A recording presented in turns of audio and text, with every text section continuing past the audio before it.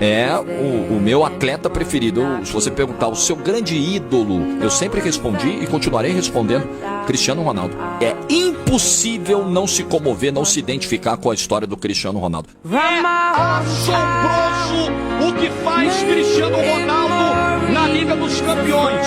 O Cristiano Ronaldo, ele tá carregando o Solskjaer, ele tá carregando o Pogba, ele tá carregando o Rashford, ele tá carregando a família Glazer. O UEFA Cristiano Ronaldo League. Mesmo que você prefira o Messi, mesmo que você ache o Messi mais talentoso, e o Messi é mais talentoso, mas o que o Cristiano Ronaldo atingiu, cara, é absolutamente impressionante. Esse cara tem 5 bolas de ouro, tem 5 Champions, tem 4 títulos de Mundial da FIFA, tem 3 Premier League, tem 2 títulos de La Liga. Esse cara precisa provar alguma coisa pra alguém, gente?